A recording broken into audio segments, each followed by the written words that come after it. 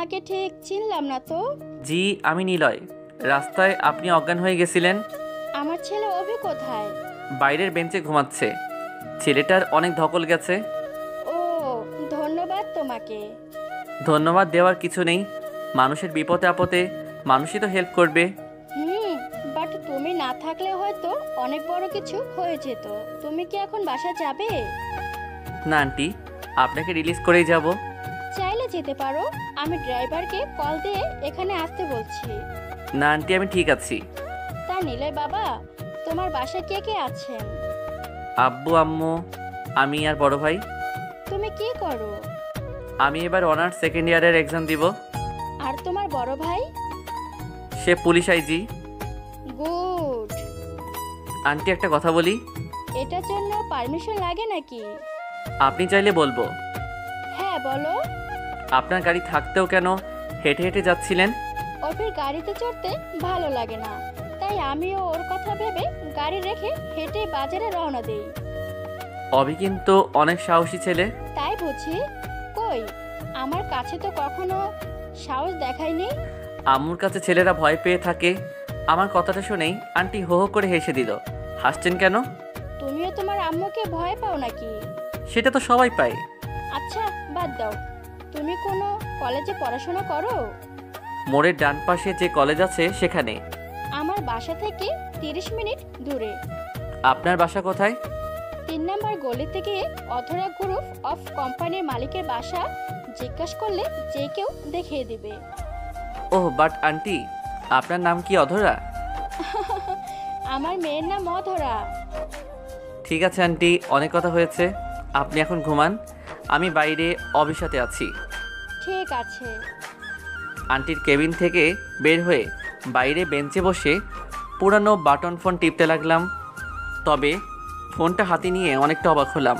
কম বেশি অনেকেই কল করেছে। লাস্ট কল আম্মু করেছিল, তাই আম্মুকে ব্যাক করলাম। কয়েকবার রিং হওয়ার পর কল রিসিভ করলো।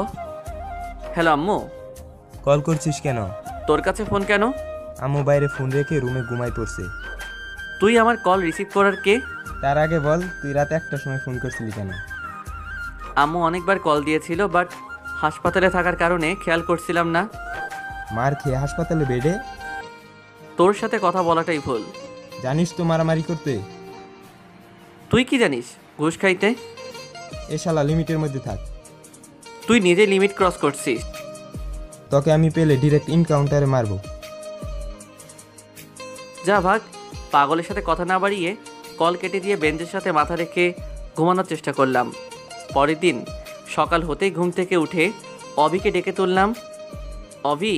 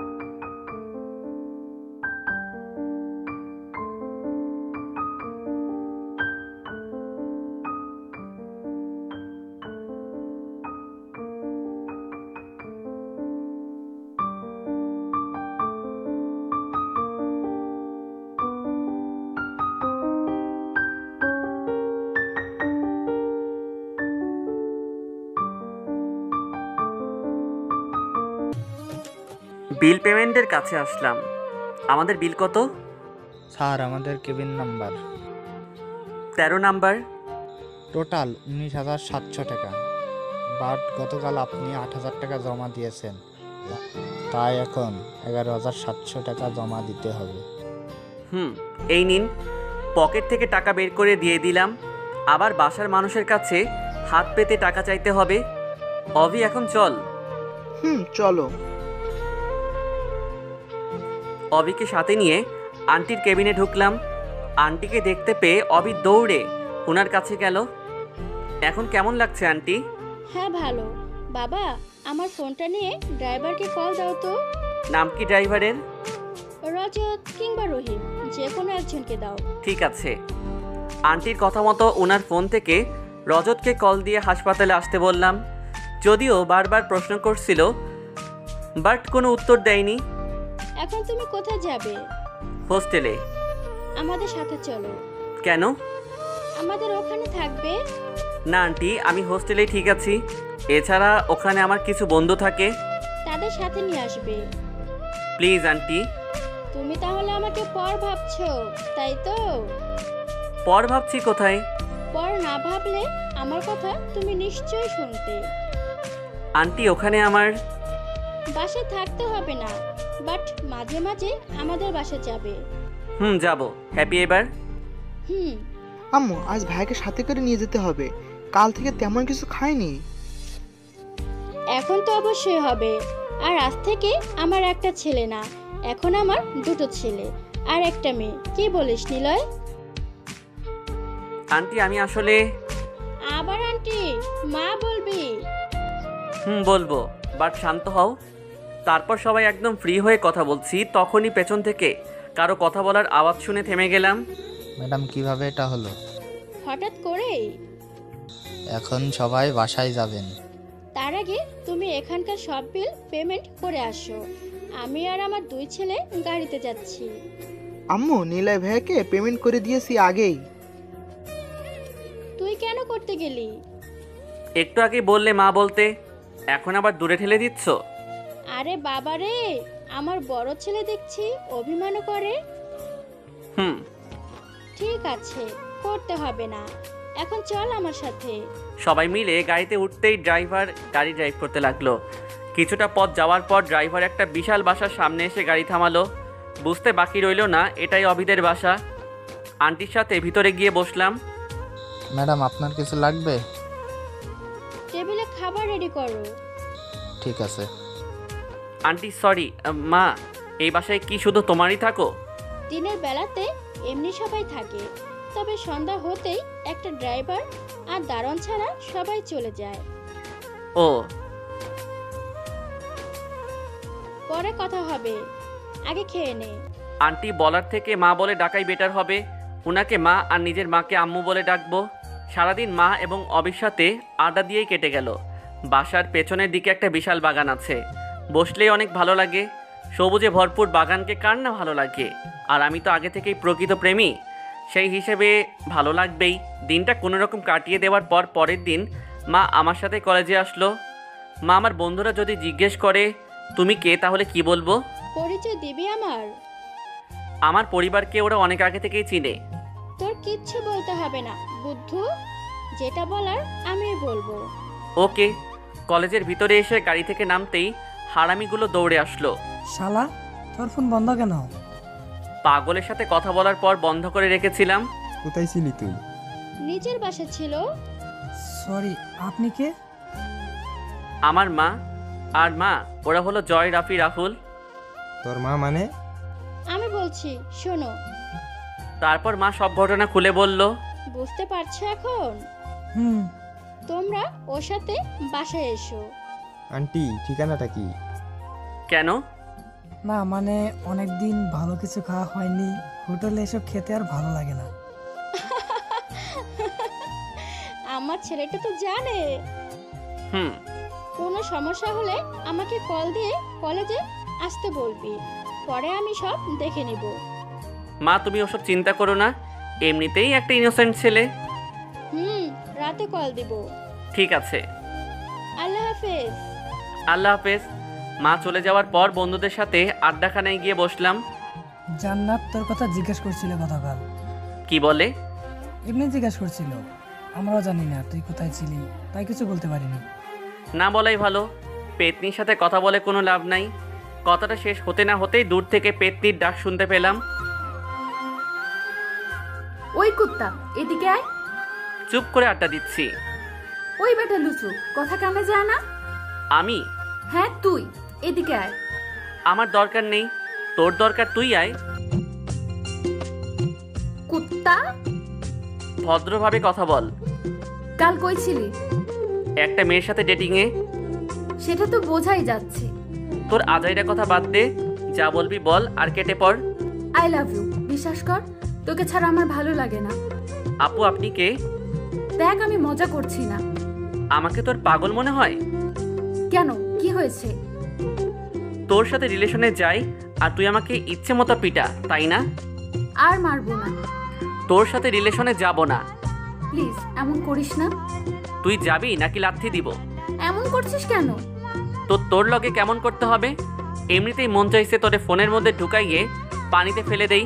আর কি বলেছিলি আমার যোগ্যতা নেই? তোমার কি বাল যোগ্যতা আছে শুনি? ব্রেকআপ করার পরেও ছ্যাঁচড়ামি করতে আসছিস? কুত্তা। তুই যা এখন, না হলে সত্যি লাথি দিয়ে তাড়িয়ে দেব। সুযোগ আমারও আসবে, তখন বুঝবি অপমান করার প্রতিশোধ। যা ভাগ পেতনি। তোকে দেখে নিব। আমি ড্রেস খুলছি, ভালো করে দেখে যা। আয়। ইতর শালা। ভাগ এখান থেকে। তোর বাপের জায়গা? হ, এটা আমার বাপের জায়গা। তুই যেখানে যেখানে যাবি সব আমার বাপের জায়গা। তুই যে বাসায় থাকিস সেটাও আমার বাসা করে নিব। কি করবি তুই? বাসার সামনে যায় পা ভেঙে দিব। খুব তাড়াতাড়ি যাব। দেখা যাবে। আমাদের ঝগড়া থামানোর জন্য ওর কিছু বান্ধবী এসে ওকে নিয়ে গেল। ওই শোন, তোর মতো মেয়ে আমার কাছে কিছুই না। শালা, তোকে আমি হাতে পাই তারপর বোঝাবো আমি কি মাল। ছি, নিজেকে মাল বলতে লজ্জা লাগে না? কি মেয়ে রে বাবা। শালা, তোকে তো আমি আজই মেরে ফেলবো। পাশে থাকা মোটা একটা লাঠি হাতে নেওয়া দেখে আমাকে আর কে পায়। ভো মেরে একদম ক্লাসে সিটে একদম নিষ্পাপ বাচ্চার মতো বসে আছি। তখন সবাই ক্লাসে আসলো। শালা, পালালি কেন? মায়া মানুষের সাথে আমি মারামারি করি না। গুন্ডা ভাড়া করে পাঠিয়ে দিয়ে পার্সেল হিসাবে সেগুলো তোকেই গিফট করব। বল, আমাকে দেখে ভয় পাস? সাহস থাকলে লড়ে দেখ কে জিতে। তুই যেই হ। মুখ থেকে আর কোনো কথা বের হবার আগেই ক্লাসে স্যার আসলো। স্যার আসসালামু আলাইকুম। ধুর, স্যার আসার টাইম পেল না। থু, সবাই সবার সিটে বসতেই জান্নাত দাঁড়িয়ে রইল। বসো। স্যার, আমার একটা বিচার করতে হবে। মাত্র আসলাম আর এখনই বিচার? হ্যাঁ স্যার, বিচার। কি সমস্যা কি? নিলয় আমাকে থুতু দিয়েছে। আল্লাহ, এমন আজগুবি কথা একদম বলিস না। এমন মিথ্যা কথা বললে আল্লাহ পাপ দিবে। একদম ন্যাকামো করবি না। স্যার দেখুন, সবার সামনে আমাকে থুতু দিয়েছে। নিলয়, এসব কি? স্যার, ও একদম মিথ্যা বলছে। ওই তোরে আমি কখন এটা দিলাম? স্যার দেখি, বিচার দিয়েছি বলে কিভাবে কথা বলছে। তুই ন্যাকা কান্না বন্ধ কর প্লিজ, না হলে আমিও কান্না করে দিমু। স্যার বিশ্বাস না করলে আমার ফ্রেন্ডদের থেকেই জিজ্ঞাসা করুন। জান্নাত যেটা বলছে সেটা কি ঠিক? জি স্যার, নিলয় থুতু দিয়েছে। আল্লাহ, তোমরা এমন মিথ্যা কথা বলতে পারলে? আমি শিওর সবার খুব তাড়াতাড়ি বয়ফ্রেন্ড মারা যাবে। নিলয় আউট। কেন sir? I say out now. Sir, আমারও বিচার আছে। আবার কি? জান্নাত আমাকে টুকাই বলছে। প্রমাণ কি? আমার বন্ধুরা। ঠিক বলছে? জি স্যার, আর গতকাল তো জুতা দিয়ে মারতে আসছিল। নিলয়, সেটা স্যারকে বল। জি স্যার। দুজনে বের হও। আউট। স্যারের চিল্লাচিল্লিতে দুজন চুপচাপ ক্লাস থেকে বের হয়ে ক্যাম্পাসে বসে রইলাম। দুজন সামনাসামনি বসে থাকলেও কেউ কারোর সাথে কথা বলছি না। জান্নাত বারবার চোখ রাঙিয়ে রাগ দেখাচ্ছে, তাতে আমার কি? মনের ইচ্ছায় গান গাইতে লাগলাম। পড়ে না চোখের পলক, কি তোমার রূপের ঝলক, দোহাই লাগে মুখটি তোমার, দেখাইও না আর কখনো। আর বলতে পারলাম না। তার আগে জান্নাত আমার সামনে দাঁড়ালো। তুই কেন আমার সাথে এমন ব্যবহার করছিস? আমাকে মারার সময় মনে থাকতো না? কুত্তি, তুই আমাকে কথায় কথায় থাপ্পড় দিয়েছিস, মানে একটা সরকারি মাল আমি। যখন ইচ্ছা মেরে যাবি, আমি কিছুই বলতে পারবো না। এখন যা, অন্য কারোর সাথে প্রেম কর আর তাকেই গিয়ে মার।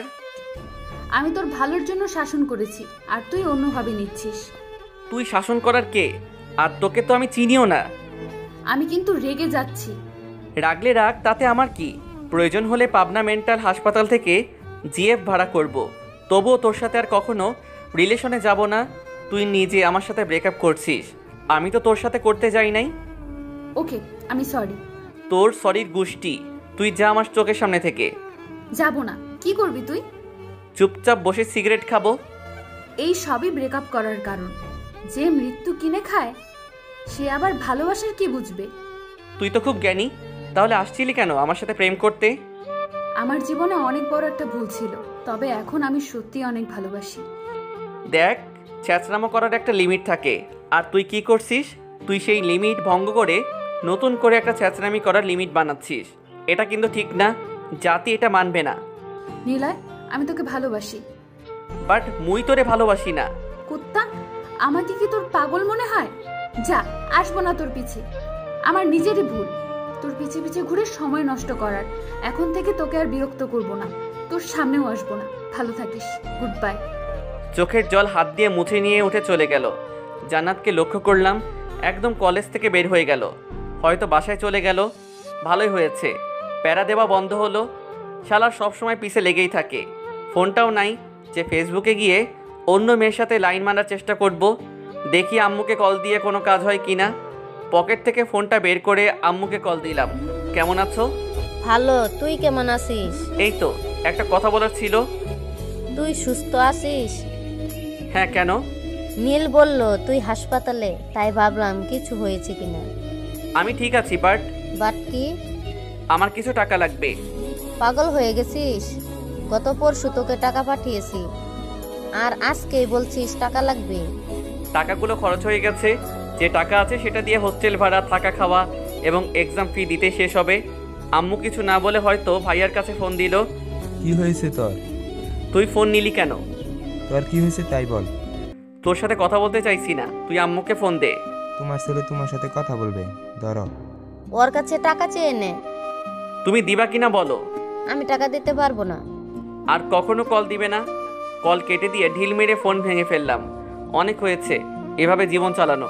আমি একা আছি আর একাই থাকবো। সিম এবং মেমোরিটা পকেটে তুলে নিয়ে বসে রইলাম। কিছু সময় পর বন্ধুরা কাছে আসতেই ভাঙা ফোন হাতে নিল। এটা কি করেছিস? চোখ নাই তোর? এখন বাসার মানুষের সাথে যোগাযোগ রাখবি কি করে? ইচ্ছা নাই যোগাযোগ করার। সমস্যাটা কি বলবি? তুই তোর পরিবার থেকে দূরে থেকেও যত টাকা নিস, আমরা কাছে থেকেও তত টাকা নিতে পারি না। আর তুই কিনা তাদের কি কষ্ট দিচ্ছিস? একবার বিবেক কেউ পাচ্ছে না তোর? তোর এতই যদি কষ্ট লাগে তুই গিয়ে থাক ওদের সাথে। আমরা তোর জন্য বাসা ছেড়ে এখানে পড়াশোনা করছি, আর তুই আমাদের এসব বলছিস? কে আসতে বলছিল তোদের? শালা আমাদেরই ভুল, তোর পিছে পিছে পড়ে আছি। থাকতে বলছে কে? চলে যা। তোর বন্ধুত্ব করার যোগ্যতাই নেই। এখন কিন্তু বেশি হয়ে যাচ্ছে। বেশি আমরা না, তুই করছিস। তোরা যা এখান থেকে। চুপ থাক সবাই। এভাবে ঝগড়া করে কি পাবি? হ্যাঁ, বন্ধুত্ব নষ্ট করতে চাস তোরা সবাই? কে নষ্ট করছে বন্ধুত্ব, আমরা নাকি ও নিজেই করছে? নিলয়, তুই ফোন ভাঙছিস কেন সেটা আগে বল। সব বললাম। একবার নিলয়ের জায়গায় দাঁড়িয়ে দেখ, যখন ওকে বাসা থেকে বের করে দেওয়া হয়েছিল তখন কেমন লাগছিল ওর, সেটা একবার অনুভব কর। সামান্য একটা ফোন ভাঙছে তাতেই এমন, আর যখন ওর মন ভাঙছে তখন কেমন লাগছে ওর, একটা বার ভেবে দেখ। তোরা দুজন ওর সম্পর্কে কি জানিস সেটা আমি জানি না, বাট ওকে কখনো এমন কিছু বলিস না যেটা বললে ওর অতীতকে মনে পড়ে যায়। ও যেভাবে থাকতে চায় সেভাবেই থাকতে দে, একদিন সব ঠিক হয়ে যাবে। আর তোরা যদি বন্ধুত্ব রাখতে চাস তাহলে ওকে এখনই সরি বল, না হলে চলে যেতে পারিস। আমার কসম তোদের কিচ্ছু বলবো না। রাফি তুই চুপ কর, এমনিতেই ভালো লাগছে না, হোস্টেলে যেতে হবে। কয়েকদিন পর এক্সাম, তাই এখন ক্লাস করতে হবে। চল ক্লাসে যাব। হ্যাঁ চল, আর সরি এসব বলার জন্য। ঠিক আছে চল। আর কোনো কথা না বাড়িয়ে ক্লাসে চলে আসলাম। সবগুলো ক্লাস করে হোস্টেলে চলে আসলাম। এরই মাঝে কয়েকটা দিন চলে গেল। হাতে যে টাকা ছিল সেগুলো দিয়ে কিছুই হবে না। নতুন একটা ফোন কেনা খুব জরুরি। এদিকে জান্নাত তো কথা বলছে না, দেখা হলেও চলে যায়। এক প্রকার এড়িয়ে চলছে আমাকে, তাতে আমার কি? আমার তো টাকা লাগবে। ক্যাম্পাসে জান্নাত এবং ওর ফ্রেন্ডরা বসে আড্ডা দিচ্ছে, তখন ওদের কাছে গিয়ে দাঁড়ালাম। হাই। কি চাই এখানে? না মানে তোমাদের বান্ধবীকে। কাকে চাই তাই বলো। আমার ভালোবাসা, আমার জীবন, আমার মরণ, যাকে ছাড়া নিরুপায় মাঝি আমি, তাকেই আমার চাই। দিবে কি আমার কাছে? তোমার আবাল মার্কা কথা বাদ দিয়ে সোজাসুজি বলো। আমার ওই মেয়েটাকেই লাগবে। দেখ, তোকে আমি আর বিরক্ত করি না, তাই তুই নিজেও আমাকে বিরক্ত করবি না। করিলে কি করবে জানেমান? কি বলবি বল, আর এখান থেকে তুই প্লিজ যা। বলতাম, কিন্তু কথাটা একটু না অনেক প্রাইভেট, তাই যদি একটু সাইডে আসতে বলে আরাম পাইতাম আর কি। দাঁত কালানো বন্ধ কর। তুমি আসলেই এটা সম্ভব গো? তোরা থাক, আমি আসছি। নো চিন্তা, হাম হ্যাঁ না, তোমাদের বান্ধবী মানে আমারও বউ, তাই নো টেনশন। আসো জানেমান। জান্নাতকে সাথে নিয়ে একটু আড়ালে আসলাম, ওকে বসিয়ে কিছু সময় পাইচারি করার পর বললাম, না মানে হয়েছে কি, আমার মনে হয় আমিও তোমাকে অনেক ভালোবাসি, তাই ডেকে আনলাম। ব্যাস এইটুকুই? আরে আসল কথা তো বলি নাই। তাড়াতাড়ি বল। কিছু টাকা লাগবে। টাকার জন্য তাহলে এত নাটক চলছিল আমার সাথে? অনেক জরুরি টাকা লাগবে। নেশা করবি টাকা দিয়ে, নাকি অন্য কোনো মেয়ের সাথে ডেটিং এ গিয়ে আনন্দ ফুর্তি করবি? এসব কিছু না, প্লিজ দে না। বলেছিলাম না তোকে, আর একটা টাকা করে কিচ্ছু দেব না। প্লিজ এমন করিস না, তুই টাকা দিলে যা বলবি তাই করব। আমি টাকা দিতে পারবো না। জান্নাত এমন করিস না প্লিজ, আমি তো তোকে ভালোবাসি, তাই না? আমাকে না, আমার টাকাকে তুই ভালোবাসিস। আমি তোকে ভালোবাসি, বাট আমি না। প্লিজ বাবু। ছাড়, সবাই দেখছে। ছাড়বো না বলছি, ছাড় আমাকে। না। আমার থেকে ছাড়িয়ে নিয়েই ঠাস করে একটা থাপ্পড় মারলো। এমনটা হবে আগে থেকে আশা করেছিলাম, বাট ক্যাম্পাস থেকে প্রায় সকল স্টুডেন্ট আমার দিকে তাকিয়ে হাসাহাসি করছে, যেটা দেখতেই নিজের মধ্যে একটা খারাপ লাগা কাজ করছিল। বাবা মা শিক্ষা দেয়নি একটা মেয়েকে কিভাবে সম্মান দিতে হয়? জানবি কি করে? আছিস তো এতিম হয়ে। এরপর থেকে আমার ধারের কাছে আসার চেষ্টা করবি না, তাহলে অনেক খারাপ হয়ে যাবে।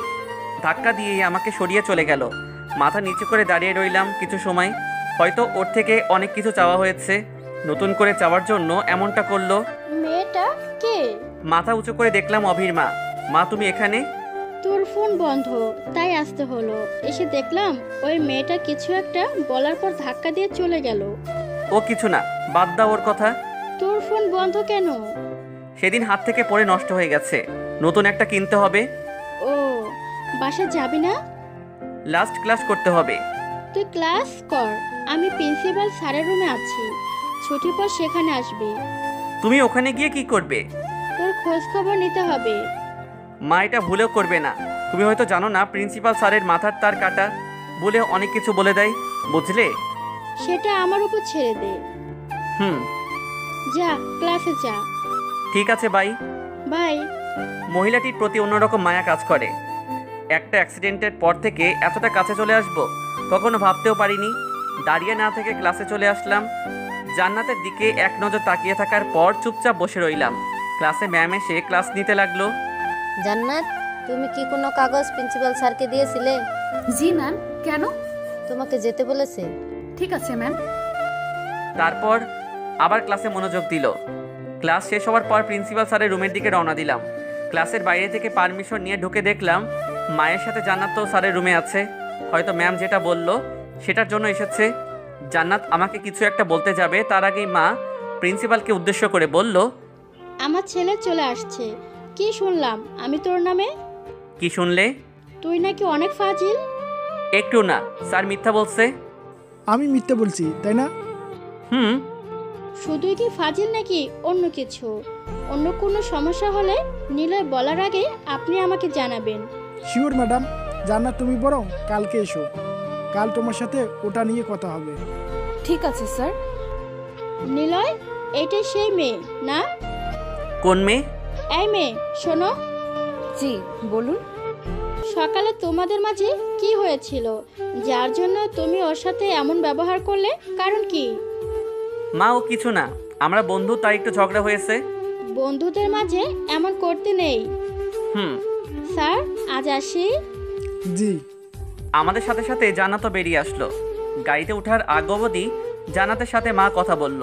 তারপর জান্নাতকে বিদায় দিয়ে দুজন গাড়িতে উঠতেই ড্রাইভার ড্রাইভ করতে লাগলো। 30 মিনিট পর মায়ের বাসায় আসলাম। বাসার ভিতরে ঢুকতেই অভি আসলো। কেমন আছেন ভাইয়া? এই তো, তুই কেমন আছিস? ভালো। অভি, ভাইয়াকে রুমে নিয়ে যাও। ওকে আম্মু। অবিকে সাথে নিয়ে একটা রুমে আসলাম।